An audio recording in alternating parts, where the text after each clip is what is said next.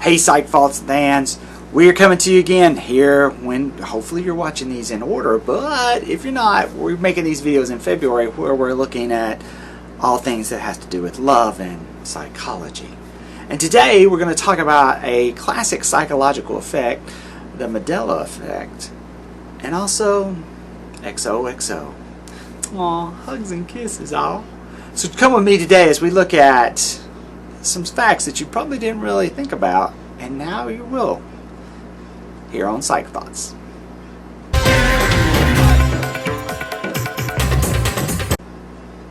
As I said earlier, when we was talking about it, and in the title of this we have the ever popular, we're going to talk about XOXO and where it came from and how it means hugs and kisses.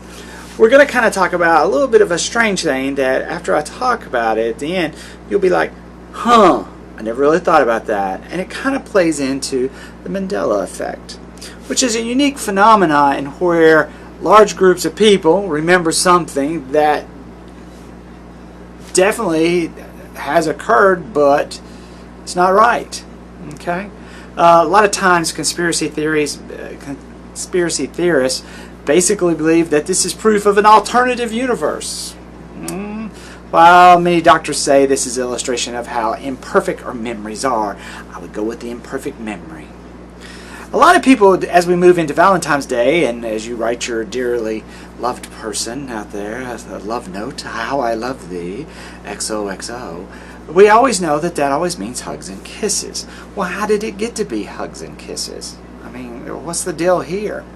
How did it become to represent that statement or that feeling? Well, you have to kind of go back into a long time and kind of look at a big part of it. One, probably have to go through the history of the X itself. Okay, signing a letter with an X dates back all the way to the Middle Ages. At that time, many people couldn't read or write, so the easier way for someone to sign something was to put their mark or make their X, so to speak.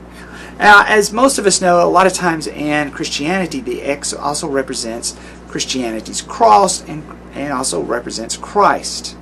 By signing an X, basically said that you are signing in the name of Christ's name, or making an oath, so to speak. Okay, you know, this saying that this is true, and I assist. The X first started to be used as a substitute for Christ in religious scholars around the millennium. Xmas and different examples like that. But then how did we get from that to kisses? How did that happen?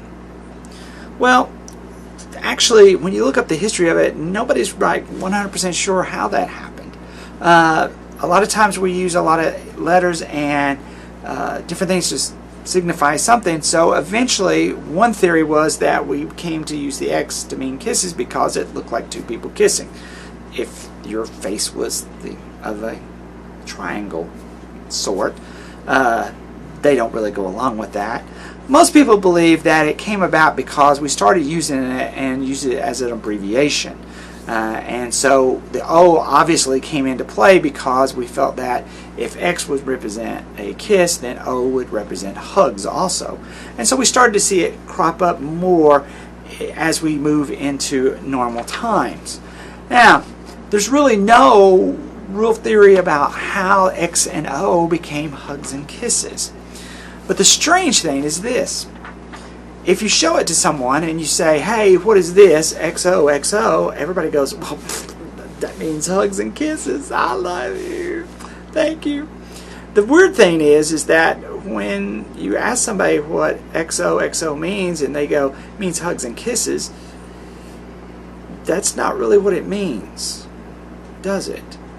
If X's mean kisses and O's mean hugs, when you show it to somebody, shouldn't they say, oh, that's kiss, hug, But we don't, do we? We always say it backwards, which is a strange effect, which really comes us back to the point about the whole psychology thing of it, is that we look at these illusions and we're like, oh yeah, XOXO means hugs and kisses, but in literal translation, it should be kisses and hugs. So how did it get inverted, and why do we think it's inverted? A lot of the standing ideals is that we get so used to saying things and we think about them we just assume them to be that way. But the fact is that when you see XOXO, it really means kiss, hug, but when we translate it, we reverse it to say hugs and kisses. Very strange psychological fact. Now every time you look at it, you will think, oh, kisses and hugs. Because you'd be weird if you wrote OXOX on your paper when you signed your Valentine's card to your true love. Just a little something to think about, and how psychology plays into just the most ridiculous things and also the most routine things that we take for granted. As I always say, psychology is everywhere. Look for the upcoming videos where we're going to talk a little bit more about the XOXO. We're going to talk about the benefits of a good old-fashioned bear hug, and we're also going to talk about, well, we're going to talk about kissing. And who knows, we might even dive into the birds and the bees. Yes, we'll talk about robins and also some bees too. But until next time, take care. Remember, psychology is everywhere. And the more we learn about ourselves. Until next week, bye.